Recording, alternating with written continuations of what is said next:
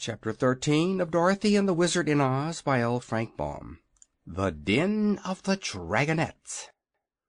Our friends had a good start and were able to maintain it, for with their 8 wings they could go just as fast as could the Gargoyles. All the way to the great rock the wooden people followed them, and when Jim finally alighted at the mouth of the cavern, the pursuers were still some distance away. "But I'm afraid they'll catch us yet," said Dorothy, greatly excited. "No, we must stop them," declared the Wizard. "Quick, Zeb, help me pull off these wooden wings." They tore off the wings, for which they had no further use, and the Wizard piled them in a heap just outside the entrance to the cavern. Then he poured over them all the kerosene oil that was left in his oil can, and, lighting a match, set fire to the pile. The flames leaped up at once, and the bonfire began to smoke and roar and crackle just as the great army of wooden gargoyles arrived. The creatures drew back at once, being filled with fear and horror, for such a dreadful thing as a fire they had never before known in all the history of their wooden land. Inside the archway were several doors leading to different rooms built into the mountain, and Zeb and the Wizard lifted these wooden doors from their hinges and tossed them all on the flames. "That will prove a barrier for some time to come," said the little man, smiling pleasantly all over his wrinkled face at the success of their stratagem. "Perhaps the flames will set fire to all that miserable wooden country, and if it does the loss will be very small, and the gargoyles never will be missed.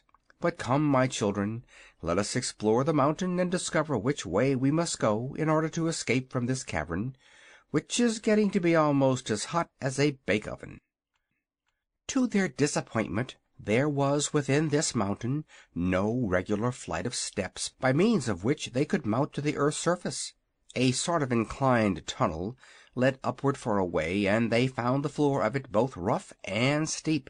Then a sudden turn brought them to a narrow gallery where the buggy could not pass. This delayed and bothered them for a while, because they did not wish to leave the buggy behind them. It carried their baggage and was useful to ride in wherever there were good roads, and since it had accompanied them so far in their travels, they felt it their duty to preserve it. So Zeb and the Wizard set to work and took off the wheels and the top, and then they put the buggy edgewise so it would take up the smallest space. In this position they managed, with the aid of the patient cab-horse, to drag the vehicle through the narrow part of the passage. It was not a great distance, fortunately, and when the path grew broader they put the buggy together again and proceeded more comfortably. But the road was nothing more than a series of rifts or cracks in the mountain, and it went zigzag in every direction, slanting first up and then down, until they were puzzled as to whether they were any nearer to the top of the earth than when they had started hours before. "Anyhow," said Dorothy, "we've 'scaped those awful Gurgles, and that's one comfort." "Probably the Gargoyles are still busy trying to put out the fire," returned the Wizard. "But even if they succeeded in doing that, it would be very difficult for them to fly amongst these rocks, so I am sure we need fear them no longer." Once in a while they would come to a deep crack in the floor, which made the way quite dangerous, but there was still enough oil in the lanterns to give them light, and the cracks were not so wide but that they were able to jump over them. Sometimes they had to climb over heaps of loose rock, where Jim could scarcely drag the buggy. At such times Dorothy, Zeb, and the Wizard all pushed behind and lifted the wheels over the roughest places. So they managed, by dint of hard work, to keep going. But the little party was both weary and discouraged when at last, on turning a sharp corner, the wanderers found themselves in a vast cave, arching high over their heads and having a smooth, level floor. The cave was circular in shape, and all around its edge, near to the ground, appeared groups of dull yellow lights, 2 of them being always side by side. These were motionless at first, but soon began to flicker more brightly and to sway slowly from side to side, and then up and down.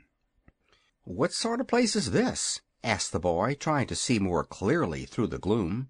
"I cannot imagine, I'm sure," answered the Wizard, also peering about. "Whoa!" snarled Eureka, arching her back until her hair stood straight on end. "It's a den of alligators or crocodiles or some other dreadful creatures. Don't you see their terrible eyes?" "Eureka sees better in the dark than we can," whispered Dorothy. "Tell us, dear, what do the creatures look like?" she asked, addressing her pet. "I simply can't describe 'em," answered the kitten, shuddering. "Their eyes are like pie plates, and their mouths like coal scuttles, but their bodies don't seem very big." "Where are they?" inquired the girl. "They are in little pockets all around the edge of this cavern. Oh, Dorothy, you can't imagine what horrid things they are. They're uglier than the gargoyles." "Tut, tut! Be careful how you criticize your neighbors," spoke a rasping voice near by.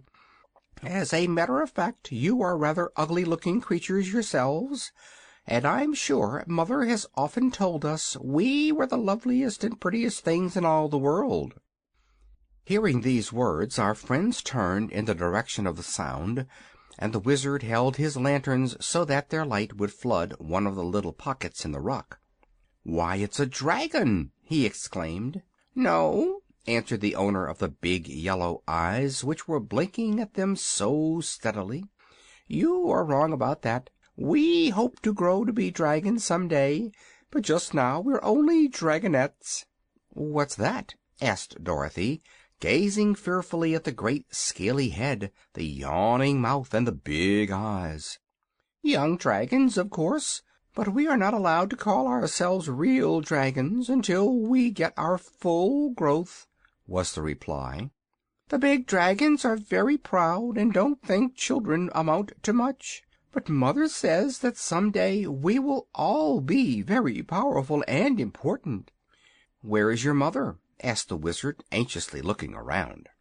"She has gone up to the top of the earth to hunt for our dinner. If she has good luck, she will bring us an elephant, or a brace of rhinoceri, or perhaps a few dozen people to stay our hunger." "Oh, are you hungry?" inquired Dorothy, drawing back. "Very," said the dragonette, snapping its jaws. And do you eat people?" "To be sure, when we can get them. But they've been very scarce for a few years, and we usually have to be content with elephants or buffaloes," answered the creature in a regretful tone. "How old are you?" inquired Zeb, who stared at the yellow eyes as if fascinated. "Quite young, I grieve to say, and all of my brothers and sisters that you see here are practically my own age. If I remember rightly, we were 66 years old the day before yesterday." "But that isn't young!" cried Dorothy in amazement. "No," drawled the dragonette. "It seems to me very babyish." "How old is your mother?" asked the girl. "Mother's about 2,000 years old, but she carelessly lost track of her age a few centuries ago and skipped several hundreds. She's a little fussy, you know, and always afraid of growing old, being a widow and still in her prime." "I should think she would be," agreed Dorothy. Then, after a moment's thought, she asked, "Are we friends or enemies? I mean, will you be good to us, or do you intend to eat us?" "As for that, we dragonettes would love to eat you, my child, but unfortunately Mother has tied all our tails around the rocks at the back of our individual caves, so that we cannot crawl out to get you. If you choose to come nearer, we will make a mouthful of you in a wink, but unless you do, you will remain quite safe." There was a regretful accent in the creature's voice, and at the words all the other dragonettes sighed dismally. Dorothy felt relieved. Presently she asked, "Why did your mother tie your tails?" "Oh, she is sometimes gone for several weeks on her hunting trips, and if we were not tied we would crawl all over the mountain and fight with each other and get into a lot of mischief. Mother usually knows what she is about, But she made a mistake this time, for you are sure to escape us unless you come too near, and you probably won't do that." "No, indeed," said the little girl. "We don't wish to be eaten by such awful beasts." "Permit me to say," returned the Dragonette, "that you are rather impolite to call us names, knowing that we cannot resent your insults. We consider ourselves very beautiful in appearance, for Mother has told us so, and she knows. And we are of an excellent family, and have a pedigree that I challenge any humans to equal, as it extends back about 20,000 years, to the time of the famous Green Dragon of Atlantis, who lived in a time when humans had not yet been created. Can you match that pedigree, little girl?" "Well," said Dorothy, "I was born on a farm in Kansas, and I guess that's being just as 'spectable and haughty as living in a cave with your tail tied to a rock. If it isn't, I'll just have to stand it, that's all." "Tastes differ," murmured the Dragonette, slowly drooping its scaly eyelids over its yellow eyes until they looked like half-moons.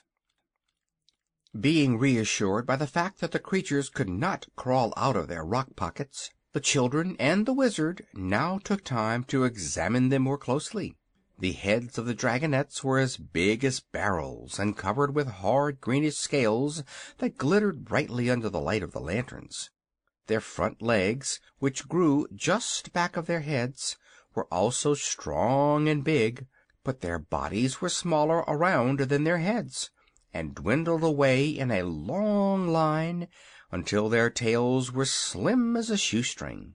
Dorothy thought, if it had taken them 66 years to grow to this size, that it would be fully 100 years more before they could hope to call themselves dragons, and that seemed like a good while to wait to grow up. "It occurs to me," said the Wizard, "that we ought to get out of this place before the Mother Dragon comes back." "Don't hurry," called one of the Dragonettes. "Mother will be glad to meet you, I'm sure." "You may be right," replied the Wizard, "but we're a little particular about associating with strangers. Will you kindly tell us which way your mother went to get on top the earth?" "That is not a fair question to ask us," declared another Dragonette, "for if we told you truly, you might escape us altogether, and if we told you an untruth, we would be naughty and deserve to be punished." "Then," decided Dorothy, "we must find our way out the best we can."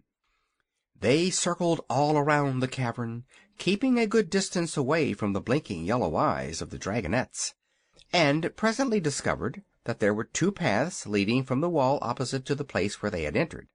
They selected one of these at a venture and hurried along it as fast as they could go, for they had no idea when the Mother Dragon would be back, and were very anxious not to make her acquaintance.